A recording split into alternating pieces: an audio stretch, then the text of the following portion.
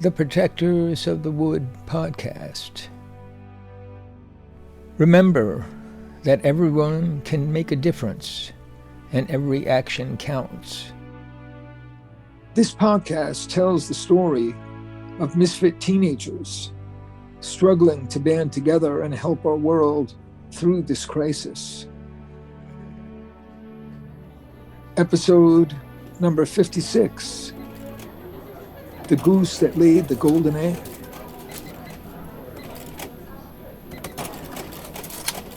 An hour flew by. Phoebe conversed with a stream of people and made sale after sale.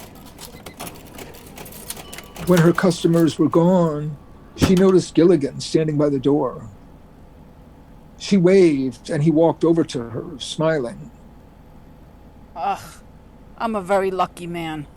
You're doing a good job. In fact, I'm gonna give you a raise. And I've hired Luis, at least for a 2-week trial period. He's outside helping manage the crowd. He knows how to talk to people. But we need one more problem solved. Sammy is meeting with that lawyer in the coffee shop. And I want you to meet them. And I want you to join them. Find a solution to the soccer playing in the backyard. Use your own guideline. What the law will allow. Phoebe jumped up and limped out the door as fast as she could go. This was an assignment that she was more than eager to tackle. On the way through the courtyard, she admired the organization of the new green market. The tables simply followed the pattern of the large square, leaving ample room for the door and the front gate, and an open plaza in the center. Luis stood at the gate and welcomed and directed the stream of people. Penny and Fred Peterson and Chester and Tom Winkle were all talking and making sales as the crowd moved about, checking out the tables full of food. The commotion on the sidewalk that morning had drawn a lot of attention. Come on, folks! Fresh produce here! We got everything! We got carrots, we got taters, we got celery, we got lettuce, everything fresh! Come on, folks! Step up! Oh, look at all the money! We're making money hand over fist! One, two, three... The atmosphere reminded Phoebe of her parents' street fairs in the old days. She said hello and gave out lavish compliments, and finally stopped to speak to Penny near the gate. A bench was piled high with breads and muffins. Apparently, no more tables were available. Penny, you should have spoken to me. No need to bother. This is going great. Really, I'm doing fine. Penny waved her hand at the scene around them and quickly turned her attention back to the customers standing nearby, waiting to pay. Others were crowded around the bench, reading the labels and talking. I've sold more than half my stuff already. What more could I want? Excuse me, is that bread gluten-free, honey? Not that one. But I've got 3 gluten-free loaves left, and some muffins. They're my specialty. Look along this bench, and in the bag on your right. Looks great, Penny. Phoebe skipped out of the courtyard and down the sidewalk to the coffee shop. Stephanie stood behind the counter, talking to customers and serving coffee. Hot food in 20 minutes. Hot food in 20 minutes. Phoebe sat at the counter. Phoebe, I need shoes. I'll never make it through the day in these heels. Get me anything without cleats. Remember my size? Something a little small on you. Should I get the shoes first? Or talk to Sammy? Better talk to Sammy. He's at the table now. But he'll be back behind the counter any minute. Phoebe took a mug of coffee into the back where Sammy and William Windeman sat talking. Windeman rose to greet Phoebe and shake her hand. He was a lawyer in his 50s with an office in Evansville, but he lived in Half Moon and visited clients locally. He had advised the Protectors of the Wood Foundation for over 20 years. Phoebe pulled up a chair and joined them. Phoebe, my dear, you look wonderful. I'm sorry I didn't get a chance to talk to you at your party last month. It was a bit dicey, as you'll recall. And I guess we've got ourselves a bit of a situation here, too. But we're making some progress. Are we not?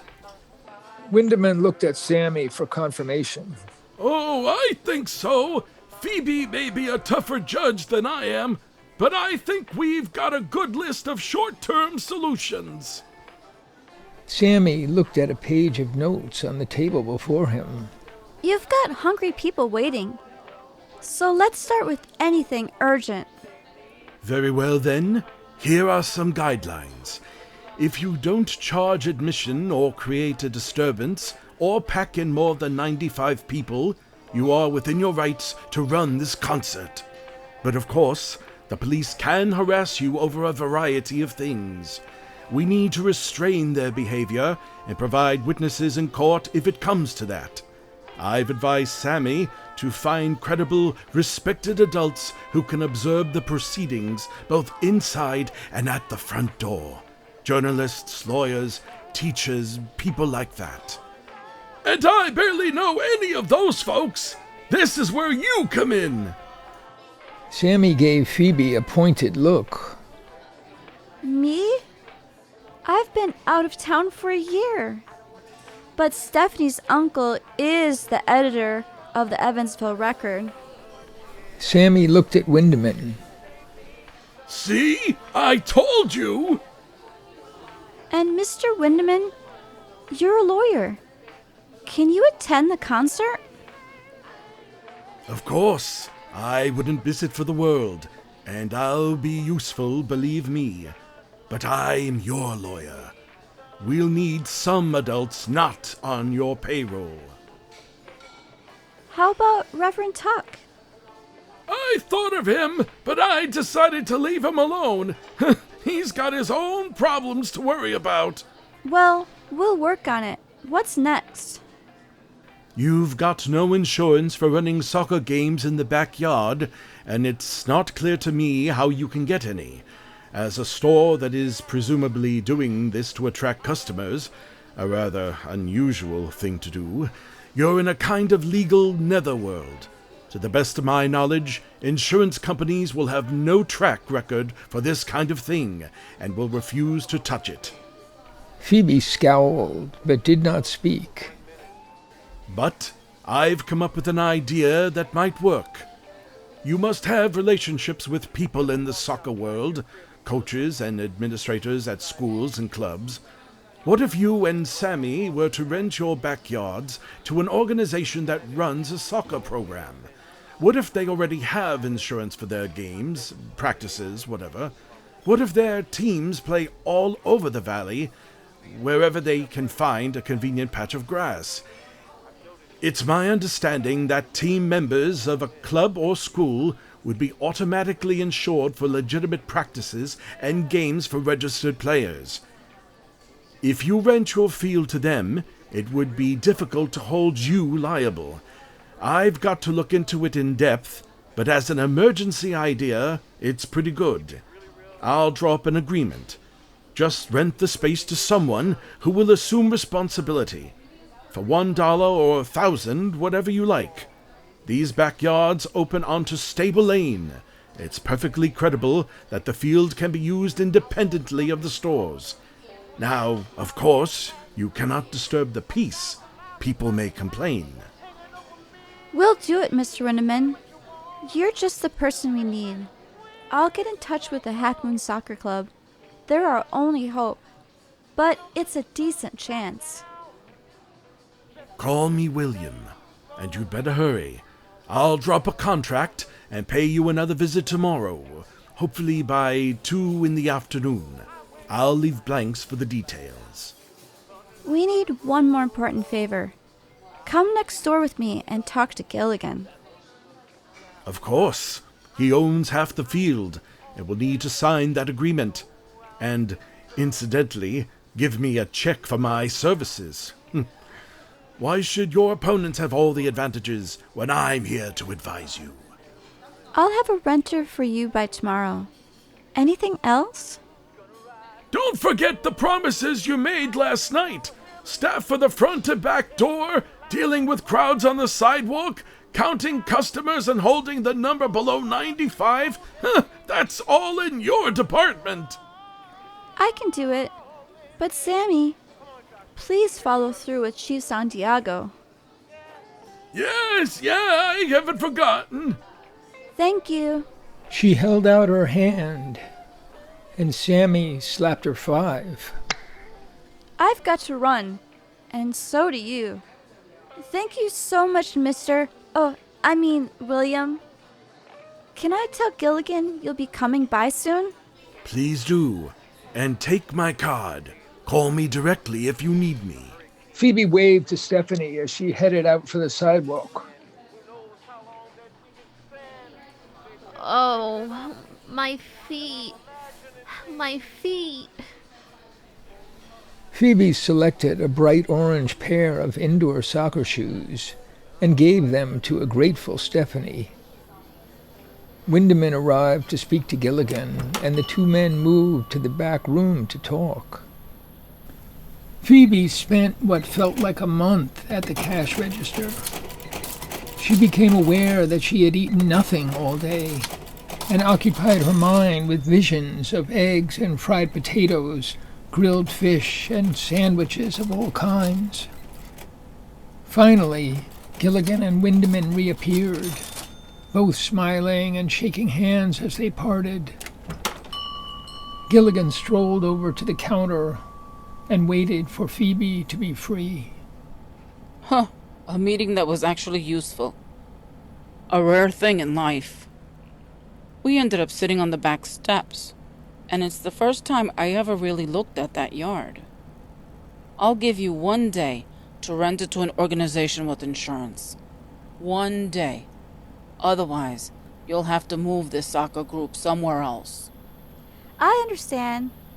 The Friday night concert already has too many risks. You're a far more reasonable person than I thought. I'm giving you a raise. $1 an hour more, beginning next week. That's wonderful. I'm very grateful. You deserve it. I'm going to see how things in the courtyard are going, and then give you a break to get a bite to eat. You should do what I do and bring your lunch with you. Gilligan remained outside for over an hour. Phoebe continued to talk to people and make sales. The store was running out of many staple items. She wasn't sure what was left in the basement. Crayons and paper and magic markers and books and scooters and helmets and dolls and blocks of all sorts and toys of every description. All had to be reordered. Soccer shoes, socks, shin guards, shorts, t-shirts, jerseys, and jackets were gone or running low.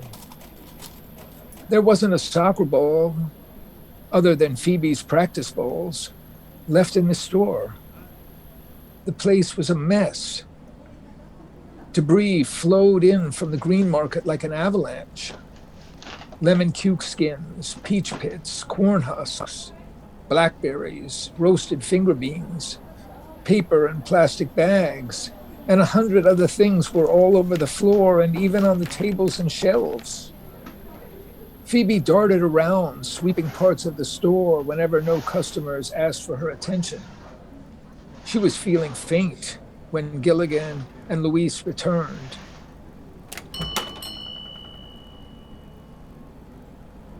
Sorry, go take a break. They're starting to close the green market.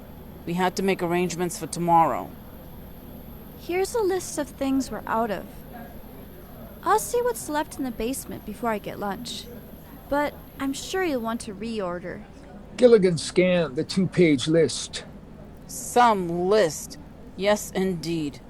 Everything's going well. It's hard to believe. I'll be showing Louise the routine for making sales. We had a sandwich outside, so take your time. Phoebe gritted her teeth and descended to the basement. Another half hour flew by as she brought boxes up the narrow stairway and restocked the shelves. Her dizziness increased, and finally she stepped out the back door and sat on the steps. The sun was sinking behind her, casting shadows over the backyard. As she gazed at the small plot of land, she was filled with determination to save her little soccer field. This little field is a good thing. Altogether, a good thing. The kids like it here, where the people are. This is fun. Why can't these kids have a place in the town? I like them. They're my kind of people. Feeling steady once more, Phoebe walked over to Sammy's back door and noticed 4 tables with chairs set up on the grass near the back steps. 2 couples were sharing an early dinner at one of the tables. Whoa! Sammy catches on quick. She entered the coffee shop, sat at the counter, and studied the day's list of specials scrawled on the blackboard. I want some of that fresh local roast turkey on Penny's bread, with sliced tomatoes, fresh greens, sliced onions, and plenty of your salad dressing. Plus some of that breakfast mixture in a glass with an ice cube. As you would say, whoa! But I understand. It's practically dinner time. They work you too hard over there. Stephanie was waiting tables, and as she walked by, Phoebe grabbed her attention. I've got to see Mario tonight. Tonight. How can I manage that? He's probably out at Half Moon High School, but I don't have his cell phone number. Me neither. But I've got to see him. Thanks for the shoes. You saved my life today. Think about getting Mario here tomorrow. There must be a way. Not much time to think around here. Stephanie grabbed the plates Sammy had set on the counter and carried them off to customers.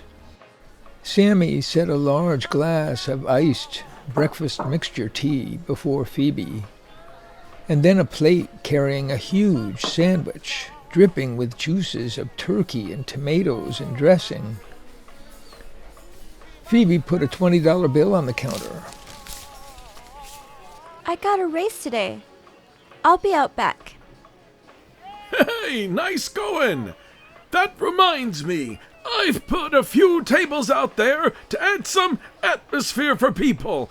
I know it trims down your field a little, but folks will want to watch the game and eat at the same time. Some of your players may want to buy juice and water, and I need another employee.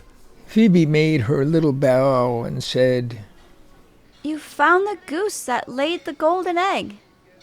And one hand washes the other. You better watch out, because I actually understood what you meant. That's philosophy. I get it. It's so strange that so many people don't understand.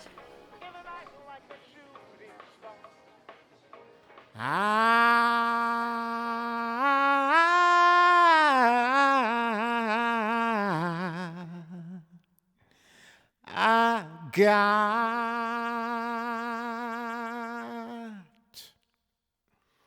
one more.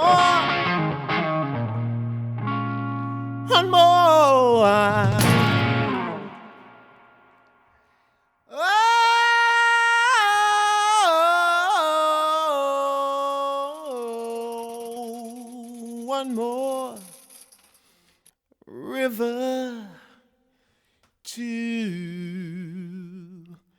cross.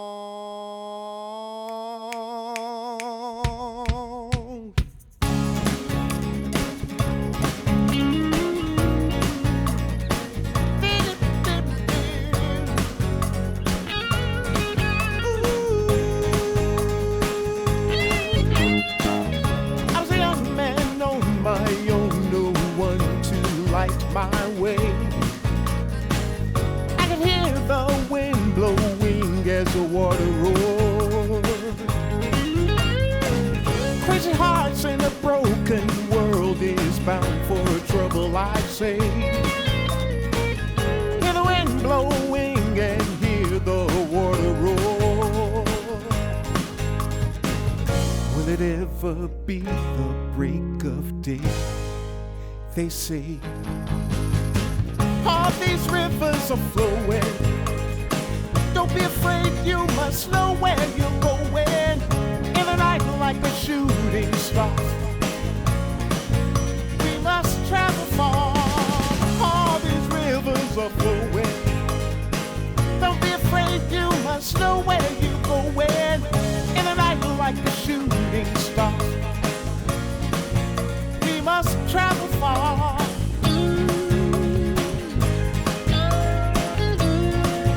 We must travel far. Oh, we must travel far.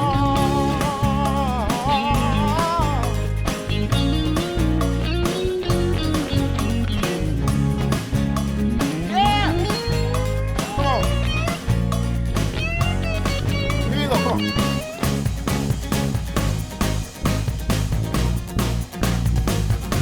One more time, y'all. Let's go.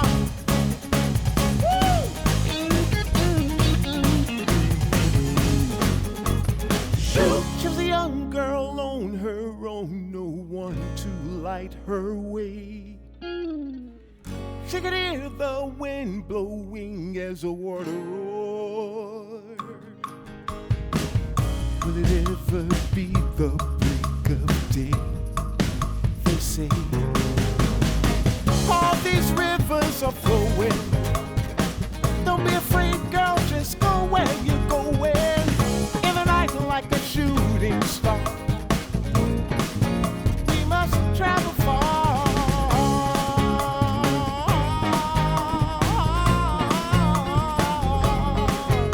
Come on, y'all.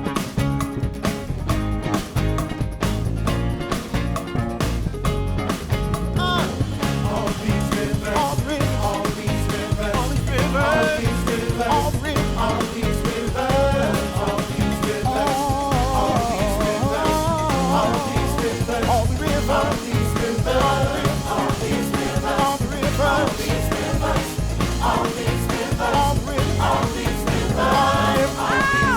all the rivers, all these rivers, oh yeah, all the rivers, all the rivers, Lord have mercy.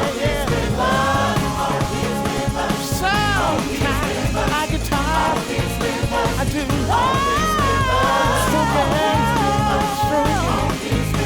Stroking, all the rivers, all the rivers, all the rivers, all the rivers, all the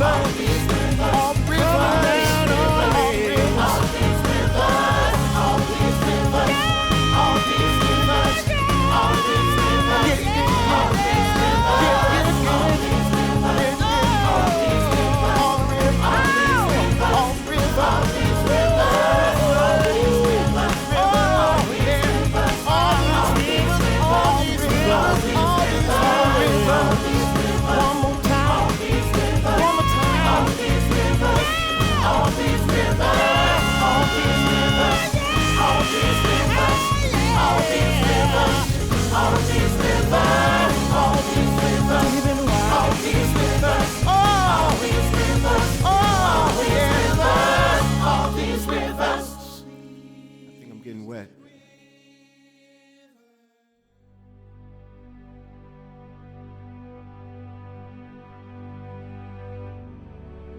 Thanks for listening to the Protectors of the Wood podcast. Find all our podcasts, songs, and projects on our website, protectorsofthewood.com. And to all the eco warriors out there, remember that everyone can make a difference and every action counts.